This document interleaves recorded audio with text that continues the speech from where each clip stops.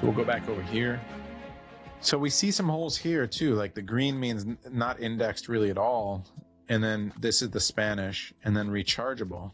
We saw that rechargeable wasn't good for most sellers. Like not sure, not good, but the Spanish, right?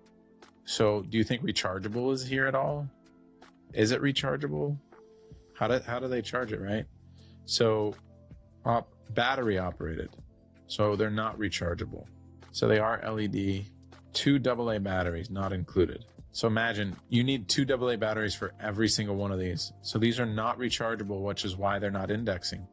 So that tracks, right? They're not, these two guys are not rechargeable. Now, are these guys rechargeable? No. 2 AA batteries. All right, all of them have been tested strictly by home memory. So they are not rechargeable either, but they've managed to rank for rechargeable, which is very interesting. If you use rechargeable batteries, AA batteries, then they become rechargeable, right? So that's interesting. Now, let's take it to another level. We would look at the overview, and I'm looking at a few things. I'm going to look at, is this a trending product up? So I've hit a few check marks already. One is, do I have enough capital? We're going to pretend I have enough capital to launch this product because I think I do, right? Like, even though it's very fast moving, we can kind of get an idea. What I would do is look at like median niche revenue. If I go back over here, I think I can sell 3,000 units a month. I can beat these guys, right? And the way that I typically do that is like, I'll look at the keywords that they're ranked well for and not ranked well for, the routes that they're ranked well for and not ranked well for. And then I will like say, can I sell like at least, this many? And I think I can come in and probably sell 2,500 units a month. I'm going to probably need anywhere from, and you can see that the cheaper ones are the faster moving. This revenue is not a lot. I'm going to need somewhere in that 30 to 50,000 budget based on it. And I would have to go down and break down the different variations and how fast they move and do the math on a spreadsheet really quickly. But I'm going to, for the sake of the class, I'm going to say that I check off that I have enough capital to do this product. Okay. Then I'm going to look at the outliers or the overview, and I want to see, is this market trending up or down? So here's my search volume. I've got a Google trend of 15. They're starting to trend again for some reason. And that trend over here in 2021 when everyone was like doing home decor. And then you've got Amazon search volume goes up here. And this is what we're talking about with some of the trend identifications. This is a very giftable product, it seems. People buy this in holidays. Maybe it's holiday decor too. Like it's a little bit of decor. So there's a spike before the main season. Maybe this is, so beginning of October, people are buying this because they use it to decorate for Halloween too, not just for Christmas. And then they're decorating here for the holidays, for Christmas, Hanukkah, whatever they're celebrating here. So you get both. And then here again, same exact thing. You got a little bit of a spike here going into Halloween and into the holidays. It was much more flat in 2024 than it was this double peak. And now we're here. So if we go into the deep dive, this is another tool here, deep dive. I can see sales data for my competitors, and then I can also see spikes here. So again, we've got Halloween decor. We've got, Q4 to Q4, whether it's decor or gifts, right? And then I've got some little spikes here. So I don't know if this is a Mother's Day gift here. So here's another spike in May. Was there another spike in May this year? Yeah. So July? Why July? So it's spiking in July every year as well. It's Mother's Day in July. That's so terrible. Can someone answer that really quickly? Is Mother's Day in when is Mother's Day? It's in May. So what's in July? Father's Day? 4th of July? Father's Day is in July? Is this a father's gift? Oh, Prime Day. Prime Day. There we go. Yeah, Father's Day is in June. So you get a Prime Day. You get a Prime Day boost too. Okay. So it's, again, people are buying it because it's on sale for decor or for gifts in Prime Day.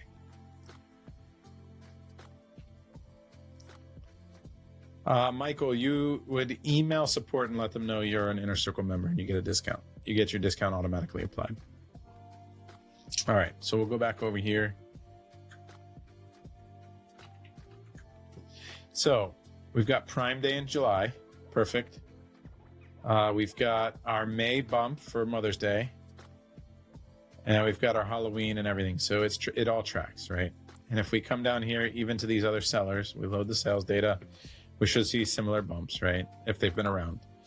We've got October, Q4, Prime Day, October, Q4, Mother's Day, Prime Day, right? So we've got a few seasons coming up. We can't get this in time for the holidays, it looks like we talked about, but we've got to be ready for Mother's Day and things like that. And if we look at the long tail keywords, because it's not Mother's Day right now, and it's not Prime Day right now, but I would be curious, because we see those bumps, do those keywords even exist? So if I just search up here, I get to search all 3 buckets at the same time. If I search down here, I'm only searching this bucket. So I don't see mother. I see 8 Prime. Prime Day home decor, Prime Day candles, Prime deals. Look at that. And Christmas decor, Prime Day. Christmas decorations clearance. Wedding Prime Day deals. Ooh, they decorate weddings with them. How many wedding keywords are there in all the buckets? 39 keywords for wedding. Candles for wedding centerpieces. So people, which of these competitors are really doing well for wedding? Ah, this one. Look, they have a ton of variations with a lot. So that's cool. Candles for wedding centerpieces, candles, wedding proposal decorations, cheap bulk wedding decor. And then outliers, candles for wedding candles for table, wedding candles. And look at this. Only a few variations of these sellers are taking advantage of wedding. There you go.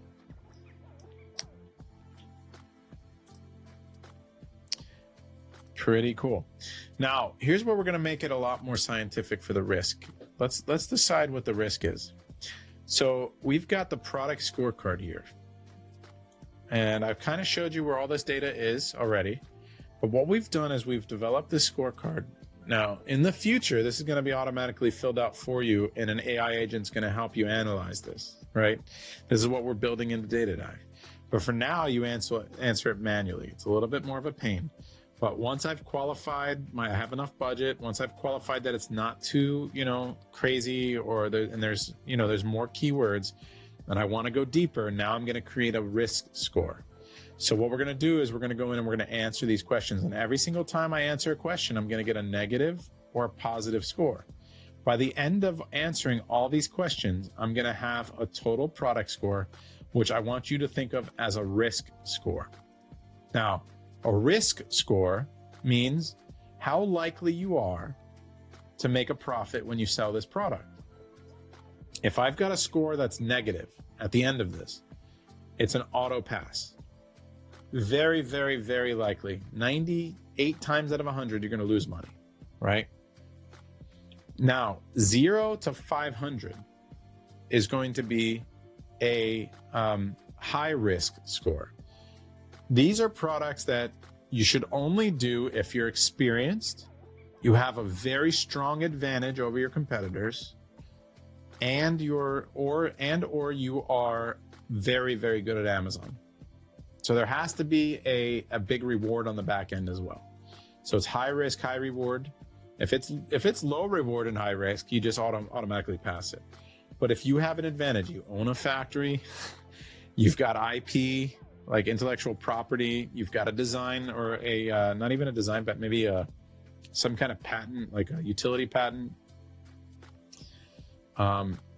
You can make it here for much cheaper. You can, as a competitive advantage, or you're very, very good at Amazon. Then you can maybe play there. 500 to 1,000 is medium risk. This is where most products might fall that you're going to end up doing. And I'd say that 60 to 80% of the time, you're going to make money when you launch a medium risk product, right? That's a numbers game. So take that as you will, 60 to 80% of the time. If you follow all of our strategies for launch, for running your ads, for your content strategy, 60 to 80%. Now, a score of over 1,000 is a low risk product, and I'd say over 80% of the time you're going to make money, right?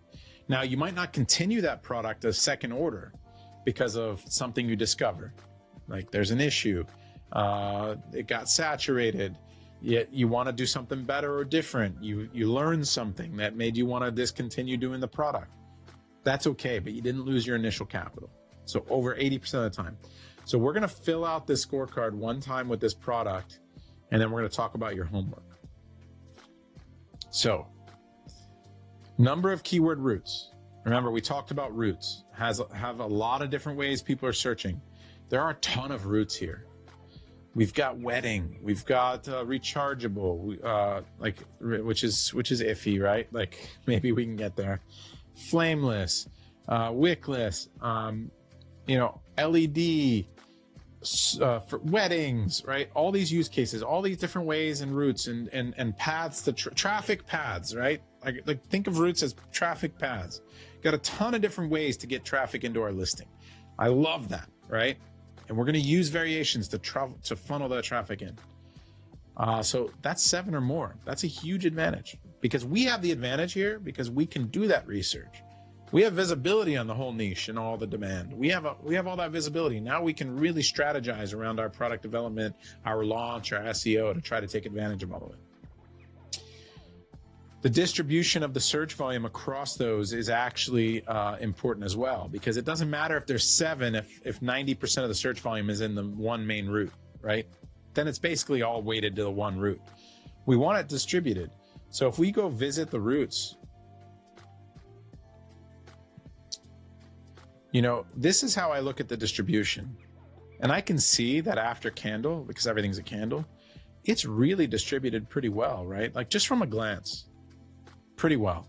But if I wanted to see it more visually, like if I really just wanted to break it down, I've got flameless candle. I'm going to only do the relevant routes. And a relevant route is something that you can search and your product would show up. So flameless isn't enough. If I go search flameless on Amazon, I'm going to get 50 different products. Flameless candle is my product, right? So battery operated isn't enough, but LED candle is my product. Candle with remote, so candle remote, that's my product, right? So I'm gonna click on that one as well. Battery candle, so battery operated candle or battery, battery candles, I think that's my product. Now operated candle, I don't know. Like it could be. I don't know any other type of candle that could be an operated candle. But remember, these are just routes. These are a bunch of keywords. 14 keywords have operated candle in them. 14, let's say it this way, 14 searched phrases with 89,000 combined search volume have operated candle in it together, right? That's what we're seeing here. That's what that route means. And so, yeah, I think that could be it, right? And then obviously battery operated candle. Fake candle is my product, right? So very clearly, I've already answered my question. The distribution between those is very nice, right? So I think it's actually more, it's less than 50%. That's another positive. Number of relevant keywords was hundreds, right? There were hundreds of keywords. There were a lot of keywords on the master keyword list with over 450 search volume. That was the default to the master keyword list was how many? It was 365 keywords with over 1 million search volume. Massive, right? We don't want less than that. Like that's when you have very few, it's really bad. Profitability. Now, a product life cycle. I think this is going to be like a lifelong product. I don't see this as like seasonal, like as far as like a trend. It's not something that's driven by a fad. These are pretty timeless, right? And we didn't even talk about adding colors or other ways that we can get people in. And if we go back over here, remember, we can always search for these variation specific keywords. Powered comes up for red. Interesting. One in the outliers. Yeah, red flameless candles, 2,400 searches. And look at this, our bestseller competitors don't have a red variation. The 4 bestsellers don't have a red variation. Does this one? Is that why they can index for red? Yeah, they have a red color. Look at this. So that is why they indexed for that. Because look at all these different color options and things that they've combined. This is a little crazy. They're only doing 3s. So look, you can do style. You can do style and color as 2 different variation types for this niche. Each category is a little different, but style and color. Now, what's interesting is they've only done color. So they only have 1 variation type, they call it. And so they've got their same 3-pack in all these different colors. And they're killing it because of that. But imagine if they did a 6-pack and 9-pack, like we were talking about, right? And so they're leading everyone in with their cheap 1-pack. This is them here. And it's not even that cheap. It's $19, right? They're making $80,000 in revenue. And they're selling 4,000. And I would imagine that a lot of their sales are coming from these other colors, right? So that's a strategy that we're definitely going to take into consideration. So I think that this is, an evergreen type of product. And then ROI, let's assume that this is a tight margin. Like it's really, really tight for the hero for sure. I usually just automatically decline under 100. Like it's really tight, but minus 100 is not that. If we put minus 100 points, it's not good, right? This is minus under 40% is almost a deal breaker. That should be less points. That should be minus 250. But we're going to assume that's a really tight margin product. Potential is, remember, but we're optimizing for dollars. So to everyone's question here about ROI and profit, think about it this way. Would you rather make, these are doing a lot of units, right? These are doing over 100 sales a day. Would you rather make $400 a day at 12% margin, right? Very tight, very bad margin, like net after ads and everything at 12% margin? Or would you rather make $70 a day at 30% margin? Answer. Do you want 400 at 12 or 70 at 30? I don't see anyone saying 70, right? So it's the dollar contribution dollars. Like that's what that's called in business. Contribution dollars matter more than some arbitrary numbers that we're going to use for searches. A lot of people say it's a no-go, like immediately just turn it down.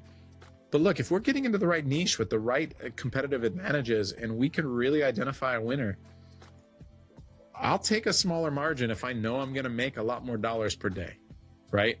Like that's the reality of it. So we got to be willing to spend the money on the ads to rank. That's going to eat into our profits, our margin, but we're going to be able to rank for a lot more keywords organically, which is going to drive a lot more sales, which is going to generate a lot more profit, dollars, right? So that's the cycle. That's what we got to get in the mindset of, that we're willing to do that.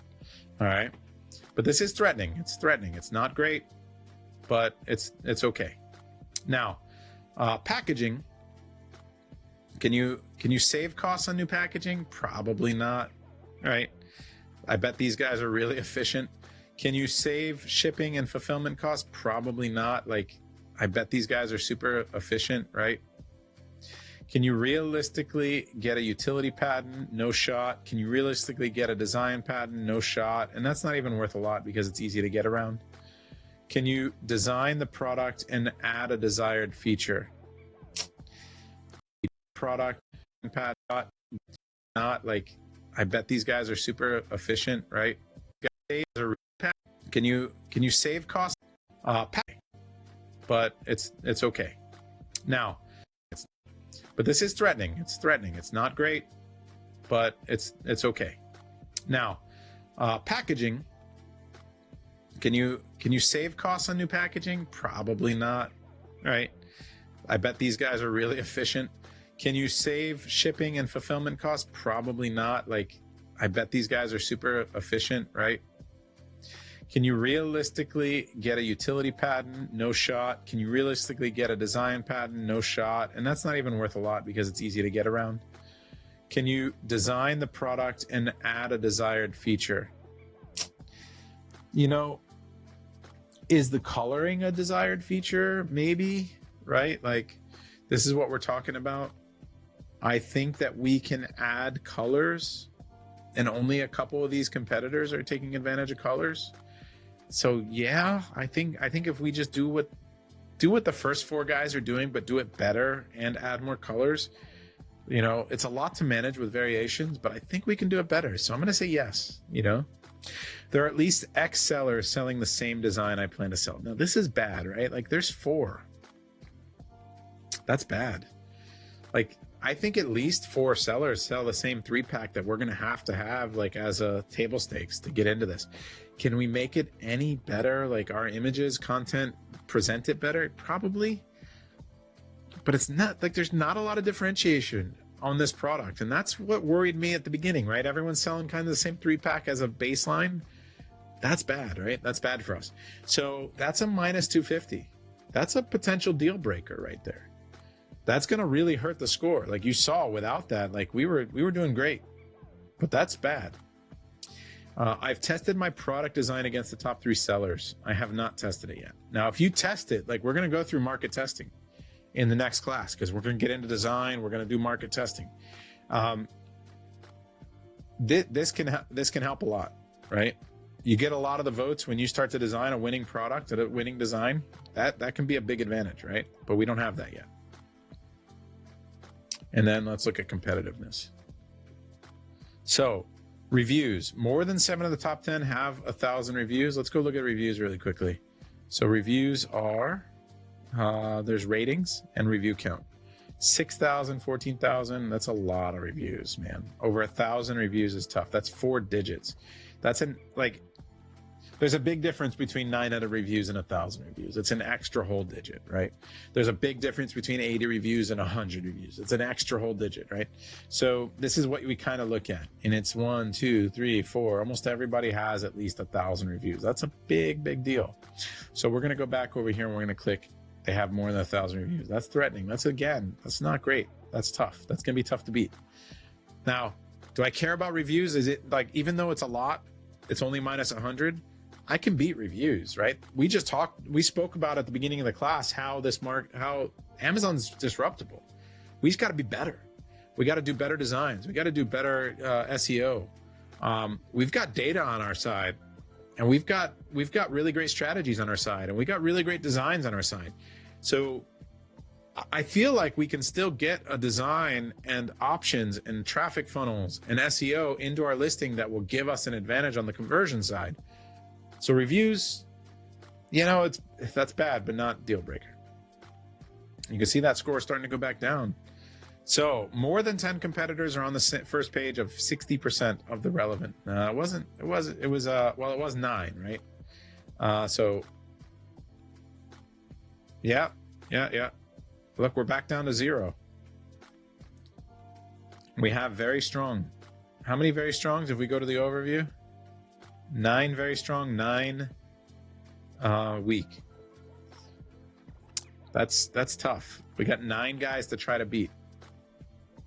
We're at 0. Selling price, now we're going to say it's under 15, but we have some other sizes.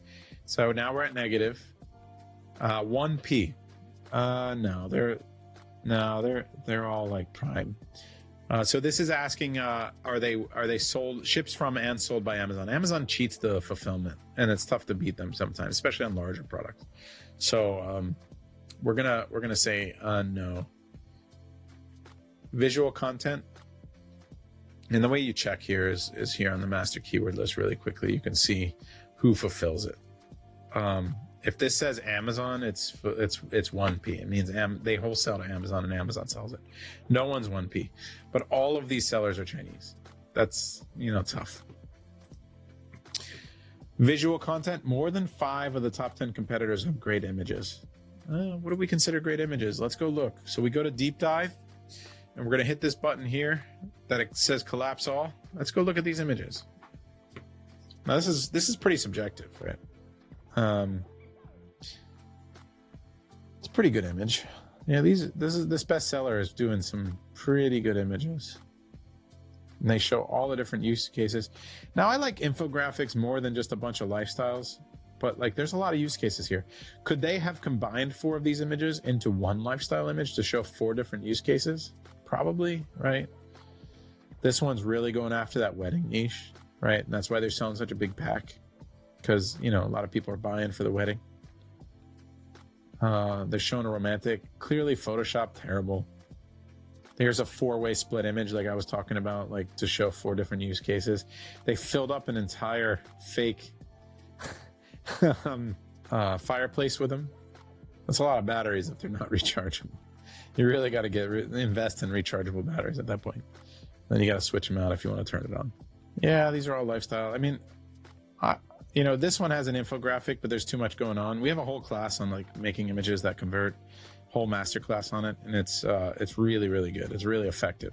So we really are pros at it. But the you know, I don't think they're great. I don't think they're unbeatable, and a lot of these guys aren't even that great at it. So I'd say 5 or less. Google Trends, it kind of looked up, right? Like we looked at the Google Trends, they were starting to trend up again for some reason. Product seasonality. Product is specific. No, it's not specific to a holiday. It's not one entire season. There's a couple spikes there, right? So it can be sold all year round for sure. That's a 0. If it's like just like for Father's Day or like 4th of July, it's not good, right? Like that's a tougher product to manage, like we talked about. At least 6 of the competitors have 4 or more. Yeah, they all have a lot of variations. That's tough. You got to enter the market. You have to be very good with variations. We're going to need to launch with a bunch of variations. That's a lot of extra risk, right? This is a risk score, so there's extra risk there. We're ordering a lot more inventory to manage those variations and to figure it out. It's a lot more to solve. A lot more can go wrong, right? So and a lot more potential cost for storage, and they can run out of stock if you get a run on a color. So there's a lot more risk for that. So that's why it's a negative. None of these are major brands, and at least 5 of the top competitors have bundles. I don't really see bundles. And then written content, more than 5. I think the SEO was poor. So here we are. We've got a total score now of 150. We talked about this being a high-risk product. After everything we spoke about in answering this, how accurate does everyone in the chat think this is? That this is a high-risk product, right? Fast-moving. Some of the guys have a loss leader lower. Tons of variations. Like difficult to differentiate. Does a high-risk, high-reward align with this score for this product? I'm very curious. Yes or no?